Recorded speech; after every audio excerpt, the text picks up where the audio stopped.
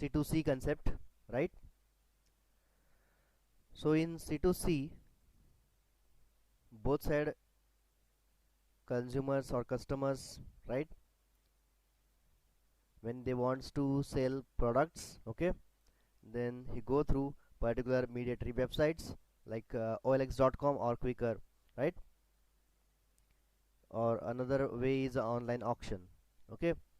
If you have any ancient products, with the help of auction way. Now next type name, e-commerce type is consumer to business, C2B. In this model, consumers have products or services of value that can be consumed by businesses. For example, the comparison of interest rates of personal loan, car loan provided by various banks via websites. Okay, a business organization who fulfill the consumer's requirement within the specified budget approaches the customer and provided services. For example, a blog is a example of C2B, right?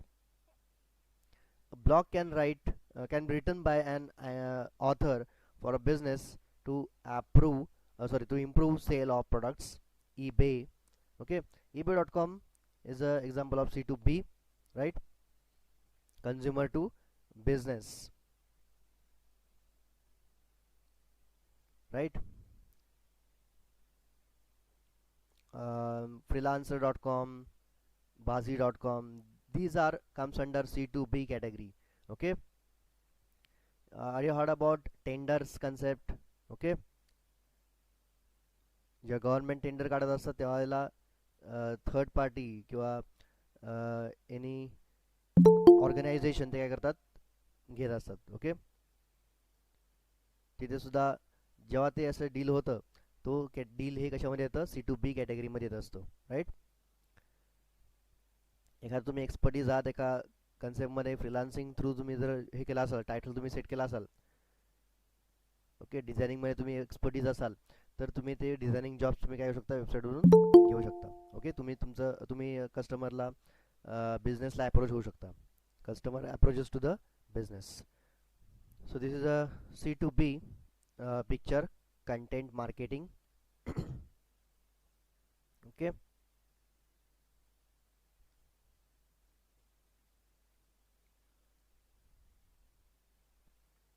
So these are different types of electronic commerce.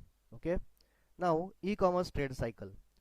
A trade cycle is the series of exchange between a customer and supplier that takes place when commercial exchange is executed. A general trade cycle consists of following phases. Phases of trade cycle means customers searches information through websites, okay.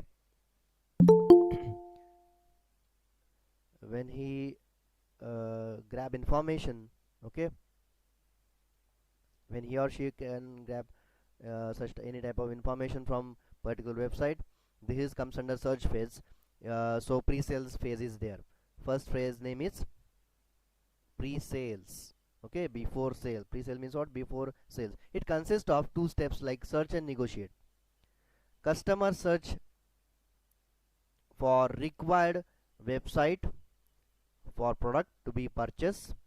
In negotiate step, customer find a supplier who offers good quality product at cheaper price, and then customer agrees the terms forwarded by supplier. Okay. Concept काय समजते, search करत केला तर first search engine through, okay, आणि different result येतात. Compare त्याला कस्टमरला मोर choices असतात, तिथून काय करू शकतो तो, कुठली वेबसाईट प्रॉपर आहे, one by one website check करू शकतो. तुम्हाला SEO माहितीच आहे, जी टॉप साईडला वेबसाईट असेल, जी टॉप साईडला लिंक असेल, तिला प्रेफरन्स फर्स्ट दिला जातो. It's a human tendency, right. मग तिथेच क्लिक करून काय केलं जातं, चेक केला जातं डिटेल्स, ओके. मे बी तिथे सॅटिस्फाईड नसाल, सेकंड बॅक घेऊन सेकंड लिंकला क्लिक करून तुम्ही काय करू शकता, अनदर टॅबवरती ओपन करून तुम्ही चेक करू शकता which one is a perfect, okay.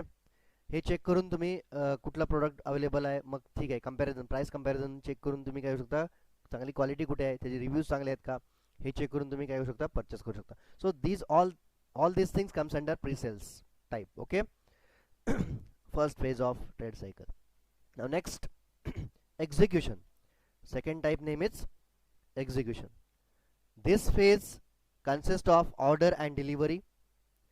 Customer sends an order for the selected product, and after processing the order, customer receives delivery of the product. Okay. So execution means it's a second phase which comes under order and delivery. Placing order and making delivery, right? So customer sends order means how many number of products you want. Okay, for example, in case of clothes, okay, if you want two clothes, two or three clothes, okay, then just select particular number from shopping cart, right? There is shopping cart icon or tool, or we can say button. Just click on to increase counter, right? So this type of order automatically sends to the businessman, right? So selected products, and after processing the order, customer receives delivery of the product. Okay. आता ह्यामध्ये span जाणार आहे, त्यामध्ये कुठला span असणार आहे, तर त्यामध्ये जनरेट होणार आहे पुढची फेज येतेच ती म्हणजेच इनवॉइस. ओके, त्याचं बिलिंग होणार आहे जनरेट, आणि मगच तुम्हाला डिस्पॅच होणार आहे. मे बी त्यामध्ये मोड्स ऑफ पेमेंट असतील, मोड ऑफ पेमेंटमध्ये कदाचित कॅश ऑन डिलिव्हरी असेल फेज, तर settlement phase. This phase consist of invoice, if in any and payment. Okay, invoice means customer will receive a bill for purchase product, and after confirmation of received product, customer will pay for the same. Purchase केल्यानंतर, product purchase केल्यानंतर काय केलं जातं, fund हे transfer केलं जातं किंवा cash हे ट्रान्सफर केले जाते. मोड्स ऑफ पेमेंट आपल्याला नंतर बघायचंच आहे, फक्त वन बाय वन आपण कन्सेप्ट क्लिअर करत जाऊया की प्रीसेल काय, देन एक्झिक्युशन काय, सेटलमेंट फेजमध्ये काय येतं. सेटलमेंट फेजमध्ये इनवॉइस बघितल्यानंतर पेमेंट तुम्हाला करता येऊ शकतं, म्हणजेच काय बिल बघून तुम्ही पेमेंट करू शकता. This phase consists of warranty and after sale services. Last phase of trade cycle, right? In warranty period, customer will get all maintenance services for free or at minimum cost. After sale services means customer will do complaints, if any, about the performance of product and get maintenance of maintenance service from the supplier, right? म्हणजेच काय तर after sale केल्यानंतरच्या services आहेत त्या सगळ्या याच्यामध्ये येणार. म्हणजेच त्यामध्ये गॅरंटी वॉरंटी असेल पिरियड, तर जनरली तिथे गॅरंटी असेल तुम्हाला माहितीच आहे की रिप्लेस करून मिळते तुम्हाला प्रोडक्ट. वॉरंटी असेल तर त्याचा मेंटेनन्स तुम्हाला नंबर ऑफ मंथ्स तुम्हाला अवेलेबल होतो. 1 इयर सुद्धा कदाचित त्याचा 1 इयरली वॉरंटी पिरियड असू शकतो, 2 इयरली वॉरंटी पिरियड असू शकतो, त्यामध्ये तुम्हाला सर्व्हिसेस डिफरंट मिळू शकतात. Okay, so this type of services comes under after sales. Okay, sale केल्यानंतरचा पार्ट त्यामध्ये येतो. Okay, 4 phases again one by one. First phase name is pre-sales, second phase name is execution, third phase name is settlement, and fourth is after sales. Okay, बघा काय concept मध्ये clear आहे का concept? आपण कुठल्या concept बघतोय तर phases of trade cycle. Okay,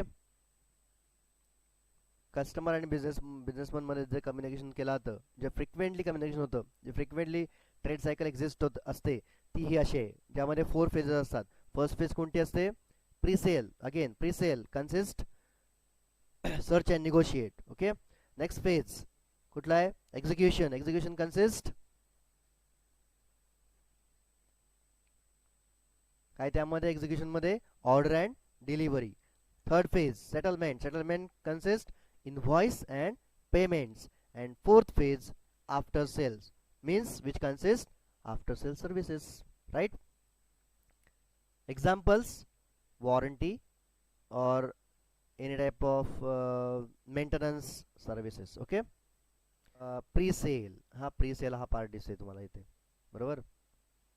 तर ह्या प्री-सेल मध्ये दोन दिसत आहेत तुम्हाला. ओके. तर त्यामध्ये सर्च अँड निगोशिएट दोन पार्ट दिसत आहेत तुम्हाला. एक्झिक्युशन मध्ये ऑर्डर अँड डिलिव्हरी दिसतोय. Settlement consist invoice and payments, and after sale consist after sales service. की त्यामध्ये दिसते आपल्याला की ईडीआय म्हणून एक दिसते बघा, कन्सेप्ट नवीन आले त्या पिक्चरमध्ये, ईडीआय. कोणाला माहिती आहे का full form EDI? EDI stands for, घ्या नोट डाऊन करून पटकन, EDI, electronic data interchange. It's one of the process. It's a paperless exchange of transactions. Paperless exchange of transactions means EDI, electronic data interchange. Okay. Paperless म्हणजे ज्याच्यामध्ये order invoice जे असतो ना ते सुद्धा तुम्हाला ऑनलाईन दिसणार आहे. आलं लक्षात? त्याला हार्ड कॉपी नसणार आहे तिथे. पेपरलेस एक्सचेंज, हार्ड कॉपी नसणार आहे, ते डॉक्युमेंट दिसणार तुम्हाला. PDF डॉक्युमेंट असेल मे बी, किंवा अदर फॉर्मॅटचं डॉक्युमेंट असेल तुम्हाला, ते स्क्रीनवरती दिसणार. आलं लक्षात? तुम्हाला नंबर ऑफ क्वांटिटी किती सिलेक्ट केल्या आहेत स्क्रीनवर दिसणार. त्याचं बिल जनरेट होणार, स्क्रीनवरती तयार होणार. ओके. सो ही जी सगळी प्रोसेस आहे ही सगळी ईडीआय प्रोसेस आहे. आणि ही ईडीआय मध्ये काय होतं तर कस्टमरला किंवा बिझनेसमॅनला नोटिफिकेशन सेंड होतं. ओके. इन्स्टंट नोटिफिकेशन, कोणी परचेस केलेलं आहे, कुठल्या डेटला परचेस केलेलं आहे. ओके. हे सगळं जे आहे रेकॉर्ड हे ईडीआय मध्ये ठेवता येतो. ओके. बिझनेस एंटिटी, बिझनेस साईडला ईडीआय सेपरेट सॉफ्टवेअर त्यामध्ये असतं, एनेबल्ड असतं. ईडीआय सॉफ्टवेअर थ्रू तुम्ही काय करू शकता, ट्रॅक करू शकता. ओके. की कुठल्या कस्टमरने व्हिजिट केलेली आहे किंवा कुठल्या कस्टमरने प्रोडक्ट परचेस केलेला आहे आणि कधी केलेला आहे, कुठल्या टाइम स्पॅनला केलेला आहे. Right. So this is about EDI. आपण पुढे जाऊन टेक्नॉलॉजीबद्दल बघणार आहोत, ईडीआयबद्दल डिटेलमध्ये. पण सध्या लक्षात घ्या की execution settlement comes under EDI process. Okay. Now modes of payment. Trade cycle झाली कन्सेप्ट. आता मोड्स ऑफ पेमेंट कन्सेप्ट आहे. मला दिसतंय इथे काय काय दिसतंय बघा. तर banking, cards, USSD, AEPS, UPI, mobile wallets. Okay. असं बरंच काय काय दिसतंय. Banks, prepaid cards, point of sale, internet banking, mobile banking, micro ATMs असे दिसते तुम्हाला मोड्स ऑफ पेमेंटमध्ये यूज केले जातात. आता हे बरेचसे तुम्हाला माहीत असणार आहेत, काही कन्सेप्ट आहेत ह्याच्यापैकी काही जण यूज सुद्धा केले असणार आहेत. ओके. जर ही कन्सेप्ट जर बघितली तुम्ही, इथं दाखवते बघा थोडंसं हायलाईट करून, तर ही कन्सेप्ट तुम्ही बऱ्याचशा शॉपिंग मॉलमध्ये तुम्ही हे अशा कन्सेप्ट बघू शकता. अशा टाईपच्या कन्सेप्ट अवेलेबल असतात. Okay. Right. So first, credit cards.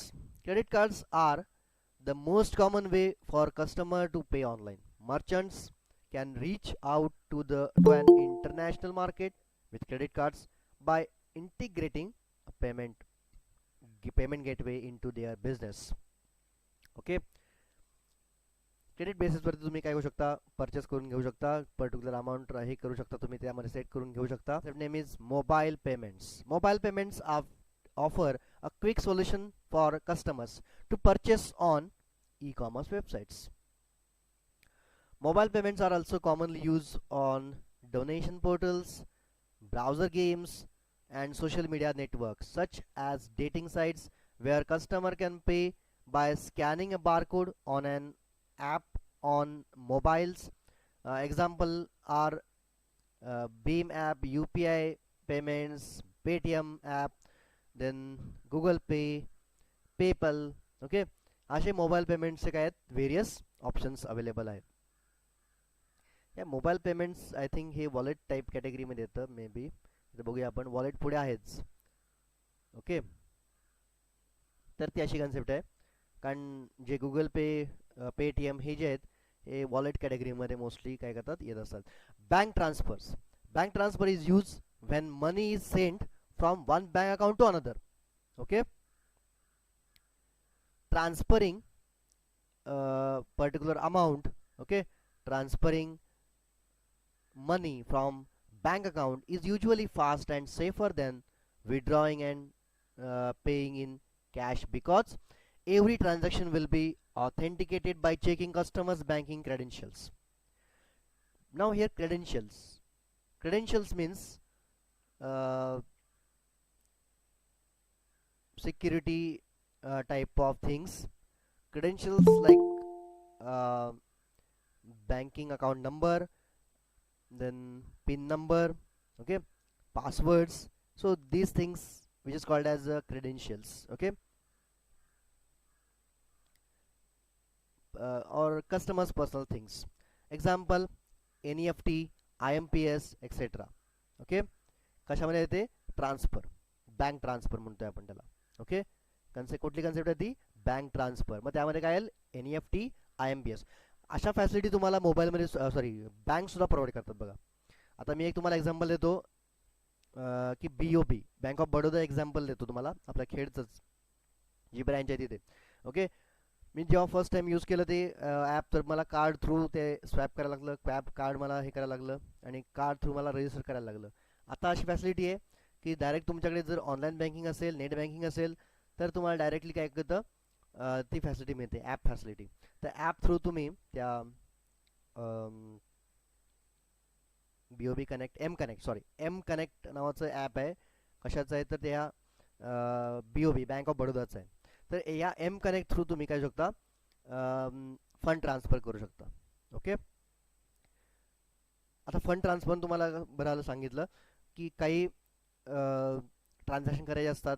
Okay, काही ट्रान्झॅक्शन करायचे, इम्पॉर्टंट ट्रान्झॅक्शन करायचे असतील, तर ते ट्रान्झॅक्शन्स सेफली होण्यासाठी बरेचसे युजर्स हे फंड ट्रान्सफर फॅसिलिटी काय करतात, यूज करतात. आणि ते अश्योर करतात बरेच वेळेला बँक्स प्रॉपर किंवा सेफ ट्रान्झॅक्शन होण्यासाठी. ओके, आणि क्रेडेन्शियल्स काय केले जातात, सेफ ठेवले जातात. राईट. नाव ई वॉलेट्स, बघा मी मगाशी रेफरन्स दिला तुम्हाला, ई वॉलेट्स आलेला आहे. ई वॉलेट्स आता एक्झॅक्ट कन्सेप्ट येते ती म्हणजे ह्यामध्ये, तर तिथे आपण मगाशी मोबाईल पेमेंटमध्ये बघितलं होतं, आता ई वॉलेट्समध्ये एक्झॅक्टली बघूया काय. तर e wallet is a type of electronic card which is used for transactions made online through a computer or a smartphone. E-wallet is a type of prepaid account in which a user can store money for any future online transactions. आता इथे लक्षात येईल तुम्हाला की e wallet असे बरेच आहेत, तुम्ही तिथे स्टोअर करून ठेवू शकता कॅश, आणि त्याचा तुम्ही यूज करू शकता फ्रिक्वेंटली. ओके, तुम्हाला जेवढा तुम्हाला परचेस करायचं आहे ज्यावेळेला, okay, at the time of purchase any thing from online shopping और एनी पर्टिक्युलर साईट, तेव्हा त्याचा यूज करून घेऊ शकता. तुम्हाला दुसरं एक्झाम्पल सांगतो, ॲमेझॉन. तर ॲमेझॉनचं सुद्धा ॲमेझॉन पे म्हणून एक आहे. तर ॲमेझॉन पेवरती तुम्हाला कॅश डंप करून कनेक्ट करून तुमच्या बँकला कनेक्ट करून तुम्ही काय शकता, ते ठेवू शकता. आणि तुम्ही त्या ई वॉलेट्सचा वापर करून मे बी डिस्काउंट मिळू शकता. ओके, बऱ्याच वेळा काही साईट्स तुम्हाला रिकमेंड करतात, स्पेशली तुम्ही कुठल्याही साईट हे करू नका, ऑथेंटिकेट साईट असेल त्यालाच रेफर करा. आणि e-wallet is a type of prepaid account in which a user can store money for any future online transaction, future purpose. And e-wallet is protected with a password. Example, State Bank Buddy, Paytm Wallets, etc. तुम्हाला एक माहीत असेल की नवीन एक आता आलेलं आहे, YONO म्हणून एक आहे, स्टेट बँकेचंच आहे, ई बडी आहे, स्टेट बँक बडी आहे. ओके, असे बरेचसे ई वॉलेट्स अवेलेबल आहेत. ओके, जेणेकरून तुम्ही इफिशियंटली काय शकता, मोबाईलवरूनच तुमचं पेमेंट डन करून घेऊ शकता, ई वॉलेट्स. ओके, काही डिफिकल्टी काय ह्याच्यामध्ये, आपण कन्सेप्ट बघितलेत आज आतापर्यंत, जेवढं आपण डिस्कस केलेलं आहे. राईट, आतापर्यंत आपण कुठल्या पॉईंट्स कव्हर केले, तर हे मोड्स ऑफ पेमेंट बघितलं, त्याच्या अगोदर आपण बघितलं ट्रेड सायकल. ओके,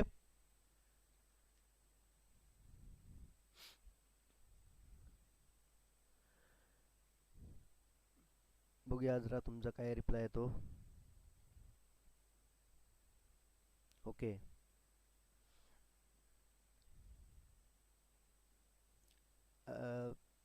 तुम्ही बऱ्यापैकी फॅमिलीर आहात ह्या कन्सेप्टबद्दल.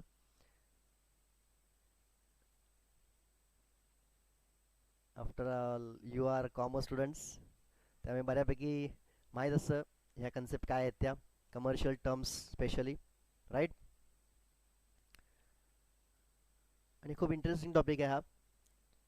डे टू डे लाईफमध्ये कुठल्याही फील्डमध्ये तुम्ही जा, त्या पर्टिक्युलर फील्डमध्ये तुम्हाला हे डेफिनेटली युजफुल असणारे जसं कन्सेप्ट आहेत. आपण स्विच या सेकंड टॉपिकवरून डायरेक्ट फोर टॉपिक स्विच करायचा पर्पज हाच आहे की कमर्शियल टर्म्स किंवा बिझनेस पॉईंट ऑफ व्ह्यू ज्या कन्सेप्ट्स आहेत त्या तुमच्या होणे गरजेचं आहे. ओके, आता त्याच्या अगोदर आपण काय बघितलं तर त्यामध्ये SEO वगैरे कन्सेप्ट बघितल्या होत्या सेकंड टॉपिकमध्ये, राईट. आलेलं आहे काही कन्सेप्ट बघूया. Find out some more payment modes use in e commerce. जसं मगाशी तुम्हाला मी नेम सांगितले तसे तुम्ही पेमेंट मोड्स फाइंड करून घेऊ शकता, लिस्ट करू शकता, बघू शकता, चेक करायला हरकत नाही आहे. ओके, असे कोणकोणते पेमेंट मोड्स आहेत ते तुम्ही सर्च करून बघू शकता. तुम्हाला माहीत असले पाहिजेत कोणकोणते अवेलेबल आहेत, एक्झिस्ट आहेत. ओके, कुठले पॉप्युलर आहेत, कुठले युसेज जास्त असतो कुठल्या पेमेंट मोडचा, ते थोडंसं एक्स्ट्रा तुम्ही तिथे चेक करून घेऊ शकता.